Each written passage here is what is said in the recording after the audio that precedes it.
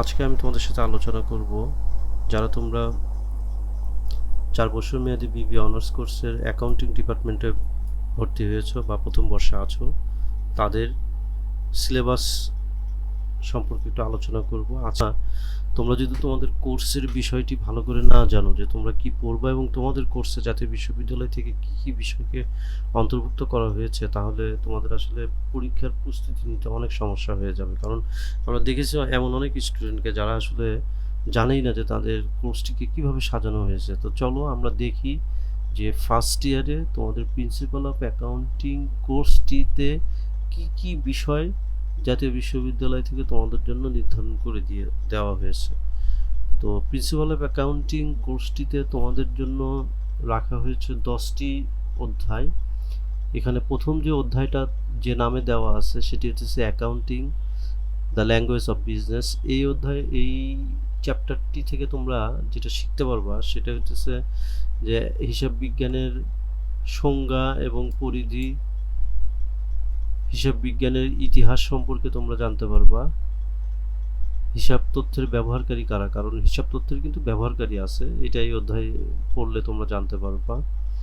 দ্বিতীয় তো আছে হচ্ছে ব্যবসার প্রকৃতি সম্পর্কে তোমরা জানতে পারবা, ভূমিকা ও কার্যাবলী সম্পর্কে জানতে পারবা, উদ্দেশ্য ও প্রকৃতি অর্থাৎ হিসাব তথ্যের উদ্দেশ্য কি, প্রকৃতি কি, এ সম্পর্কে জানতে পারবে এবং হিসাবের শাখা সমূহ সম্পর্কে তোমরা জানতে পারবে। অর্থাৎ আমরা বুঝতে পারলাম যে এই অধ্যায়টিতে আমাদেরকে মূলত আমাদেরকে হিসাব বিজ্ঞানের সংজ্ঞা, ইতিহাস, তথ্যের ব্যবহার, ব্যবসায় প্রকৃতি, ভূমিকা ও কার্যাবলী বিভিন্ন বিষয় নিয়ে তোমাদেরকে আলোচনা। এই অধ্যায়টি 100% একটি থিওরি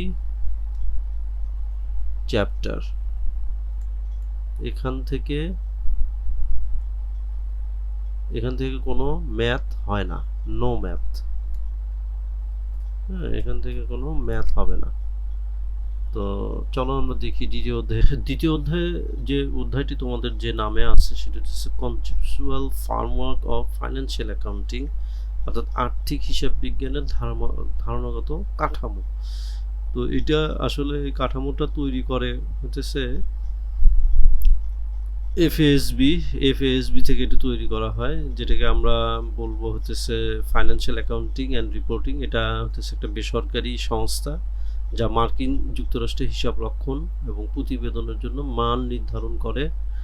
এর মূল কাজ হলো সাধারণভাবে গৃহীত হিসাব রক্ষণ নীতিগুলোকে প্রতিষ্ঠা করা এবং সেগুলোকে উন্নত করা, যা ব্যবসা ও অলাভজনক সংস্থার জন্য প্রযোজ্য হয়। তো তোমরা এই অধ্যায়টিতে দেখো এই যে এই কাঠামোর কিন্তু 3টা স্তর আছে। একটা হচ্ছে মৌলিক স্তর, দ্বিতীয়টা হচ্ছে গুণগত বৈশিষ্ট্য, তৃতীয় স্তর হচ্ছে কার্যকরী নির্দেশনা। মৌলিক স্তরে কি বিনিয়োগকারী এবং ঋণদাতাদের জন্য তথ্য প্রদান, অর্থাৎ আমরা যে হিসাবগুলো প্রস্তুত করব সেখান থেকে আমরা বিনিয়োগকারী এবং ঋণদাতাদের জন্য তথ্য প্রস্তুত করব। তো এটা সম্পর্কে এখন আমি আর বিস্তারিত আলোচনা করব না, তবে এই অধ্যায় পড়লে এটা সম্পর্কে তোমরা জানতে পারবা। দ্বিতীয় স্তর হচ্ছে গুণগত বৈশিষ্ট্য। তুমি যে হিসাবটা তৈরি করবা সেটার একটা গুণগত বৈশিষ্ট্য থাকতে হবে। সে কি বৈশিষ্ট্য? সেগুলো প্রাসঙ্গিকতা, নির্ভরযোগ্যতা, তুলনাযোগ্যতা এবং বোধগম্যতা। আর তৃতীয় স্তরে থাকবে কার্যকরী নির্দেশনা। তো আমরা জানলাম যে এই দ্বিতীয় অধ্যায়টি থেকে তোমরা এই বিষয়গুলো সম্পর্কে জানতে পারবা এবং এটিও একটি 100% থিওরি চ্যাপ্টার। এখান থেকেও কোনো ম্যাথ হয় না, এখান থেকে কোনো ম্যাথ হয় না। তাহলে প্রথম অধ্যায় এবং এই 2 অধ্যায় এটি সম্পূর্ণরূপে থিওরি চ্যাপ্টার, এখান থেকে কোনো ম্যাথ হয় না। তৃতীয় অধ্যায়টি যে নামে তোমাদেরকে আছে আর কি, সেটা হচ্ছে অ্যাকাউন্টিং প্রসেস, অর্থাৎ হিসাব বিজ্ঞান প্রক্রিয়া। অর্থাৎ আমরা যে হিসাব করবো এটা একটা প্রক্রিয়ার মধ্যে দিয়ে যেতে হবে। হ্যাঁ, এই অধ্যায়টা অত্যন্ত গুরুত্বপূর্ণ। তো যারা তোমরা বিবিএ প্রথম বর্ষে হিসাব বিজ্ঞান বিভাগে অধ্যয়নরত আছো তাদের জন্য এটা খুবই গুরুত্বপূর্ণ, বিশেষ করে যারা সায়েন্স থেকে বিভাগ পরিবর্তন করে যারা বিবিএতে ভর্তি হয়েছে তাদের জন্য। তোমাদেরকে কি দেওয়া হয়েছে আমি একটু তোমাদেরকে বুঝাই। এখানে তোমাদেরকে আলোচনা করা হবে ডাবল এন্ট্রি সিস্টেম সম্পর্কে, হিসাবের শ্রেণী বিভাগ সম্পর্কে, ডেবিট ক্রেডিট করার নিয়ম, হ্যাঁ, নথিগত প্রমাণ, খতিয়ানে কিভাবে পোস্টিং করবা, অর্থাৎ খতিয়ান কিভাবে তৈরি করবা, ভুল সংশোধন কিভাবে করতে হবে, তারপরে তোমাদের এখানে হিসাব সমীকরণ থাকবে, মানে অর্থাৎ আমরা হিসাব সমীকরণ যারা কমার্সে ছিল আর কি, এসএসসি এবং এসএসসি তারা তো জানো যে হিসাব সমীকরণ বলতে বোঝায় A is equal to L plus কি ওই, হ্যাঁ।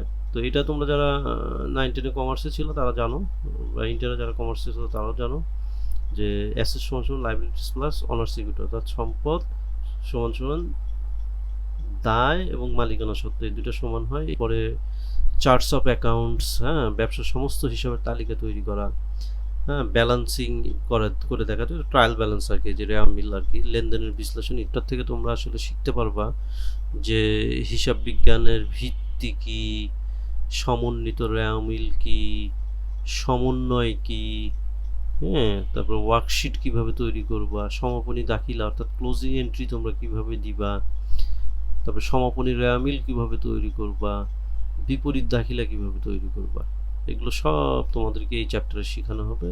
তো আমি যদি একটু সংক্ষিপ্তভাবে বলি তাহলে এই অধ্যায় থেকে তোমাদেরকে যে বিষয়গুলোর উপর গুরুত্ব দেওয়া হবে, বা যে বিষয়গুলো তোমরা শিখতে পারবা, একটা হচ্ছে ওয়ার্কশিট, দুই হচ্ছে অ্যাডজাস্টিং এন্ট্রি,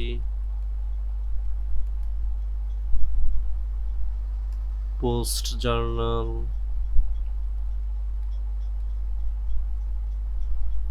চার হতেছে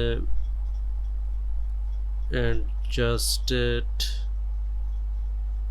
টিবি অর্থাৎ ট্রায়াল ব্যালেন্স। এই বিষয়গুলো তোমরা জানতে পারবে। এই অধ্যায়টা কিন্তু খুবই গুরুত্বপূর্ণ, অতএব এই অধ্যায়টা কোনোভাবেই তোমাদের মিস করা যাবে না। আর এটিকে তোমরা বলতে পারো থিওরি প্লাস ম্যাথের একটি অধ্যায়।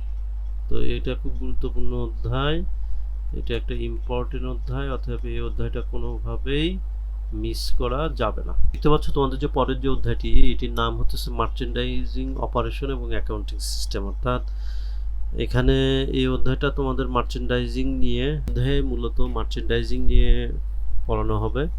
তো এই অধ্যায়ে তোমাদেরকে শেখানো হবে ইনভেন্টরির শ্রেণী বিভাগ, এবং এটা তোমরা কিভাবে রেকর্ড করবা সেটা, এবং ইনভেন্টরির সিস্টেমটা, আর পদ্ধতিটা কীরকম হবে সেটা, যে লিফো ফিফো নাকি ওয়েটেড এভারেজ মেথড, এই বিভিন্ন পদ্ধতি নিয়ে আলোচনা করা হবে।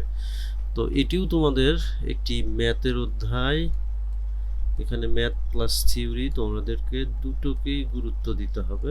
পরের যে অধ্যায়টা তোমাদের রয়েছে সেই অধ্যায়টার নাম হচ্ছে অ্যাকাউন্টিং সিস্টেম এবং স্পেশাল লেজার, অর্থাৎ হিসাব বিজ্ঞানের বিভিন্ন সিস্টেম এবং বিশেষ খতিয়ান। এই অধ্যায়টিতে থেকে তোমরা সাধারণ জার্নাল জানতে পারবা, ক্রয় জার্নাল বিষয়ে তোমাদেরকে আছে, নগদ প্রাপ্তি জার্নাল, সাধারণ খতিয়ান, কম্পিউটারি সিস্টেমে যে হিসাবকে রক্ষণ করা হয় বা হিসাব প্রক্রিয়া রাখা হয়, এটা সাধারণত বড় বড় কোম্পানির জন্য। তো তারপর তোমাদেরকে অধ্যায়ে এই বিষয়গুলো রাখা হয়েছে, নগদ পেমেন্ট জার্নাল অর্থাৎ ক্যাশ পেমেন্ট জার্নাল, বিক্রয় জার্নাল, সেলস জার্নাল, সহায়ক খতিয়ান, সাবসিডিয়ারি লেজার, হ্যাঁ, বিভিন্ন ভাউচার এবং ম্যানুয়াল সিস্টেম। তো এই অধ্যায়টা তোমাদের জন্য খুব বেশি গুরুত্বপূর্ণ আমি বলবো না, তারপরেও এটি তোমাদের থিওরি প্লাস ম্যাথের জন্য তোমরা রাখতে পারো, এটি থিওরি প্লাস ম্যাথ। পরবর্তীতে তোমাদের যে অধ্যায়টা আছে সেটা হচ্ছে কন্ট্রোল অফ ক্যাশ, নগদ নিয়ন্ত্রণ। এটা খুবই গুরুত্বপূর্ণ একটি অধ্যায়, এখানে এটা তোমাদের খুবই গুরুত্বপূর্ণ। এখানে এই অধ্যায় থেকে তোমাদেরকে মূলত তোমাদেরকে শিখতে হবে এই যে ব্যাংক সমন্বয়, এই যে ব্যাংক রিকনসিলিয়েশন স্টেটমেন্ট, এই অধ্যায় থেকে আমরা শিখব, এবং এটি তোমাদের খুবই গুরুত্বপূর্ণ এই চ্যাপ্টারটি। এটি তোমাদেরকে অবশ্যই এই অঙ্কটা শিখতে হবে এবং এই অধ্যায়টি গুরুত্ব দিতে হবে, ঠিক আছে। এই অধ্যায়টি তোমরা ম্যাথ হিসাবে রাখতে পারো, যে আমরা এটা ম্যাথের জন্য রাখবো, হ্যাঁ। এই অধ্যায়টি তোমাদের নামকরণ করা হয়েছে account for receivable and current liabilities, অর্থাৎ প্রাপ্য হিসাব এবং চলতি দায়ের হিসাব সংরক্ষণ, এই অধ্যায় থেকে তোমরা শিখবা। এটিও তোমাদের জন্য খুবই গুরুত্বপূর্ণ একটি চ্যাপ্টার এবং এটি ম্যাথের জন্য খুবই গুরুত্বপূর্ণ। এই অধ্যায়টি অবশ্যই তোমাদের ম্যাথের জন্য গুরুত্বপূর্ণ এবং এই অধ্যায় থেকে মূল যে বিষয়গুলো তোমরা শিখতে পারবে, প্রাপ্য হিসাব বোঝা, অনাদায়ী হিসাবকে কিভাবে মূল্যায়ন করবা, সন্দেহজনকের জন্য ভাতা, হ্যাঁ, এবং চলতি দায়কে শনাক্তকরণ, এই কয়েকটা বিষয় তোমরা এখান থেকে শিখবা এবং এই অধ্যায়টি ম্যাথের জন্য খুবই গুরুত্বপূর্ণ। সেটার নাম হচ্ছে ফাইন্যান্সিয়াল স্টেটমেন্ট, আর্থিক বিবরণী প্রস্তুত। এটা তোমাদের জন্য খুবই গুরুত্বপূর্ণ। যে চ্যাপ্টারটা তোমাদের জন্য আছে, যারা ফাইন্যান্সিয়াল স্টেটমেন্ট অ্যানালাইসিস, অর্থাৎ ফাইন্যান্সিয়াল স্টেটমেন্টকে আমরা অ্যানালাইসিস কীভাবে করবো সে সংক্রান্ত এটিও গুরুত্বপূর্ণ একটি চ্যাপ্টার তোমাদের জন্য। এখানে ছিল তোমাদের সিলেবাসটি। তো আশা করি তোমরা সিলেবাসটি বুঝতে পেরেছো।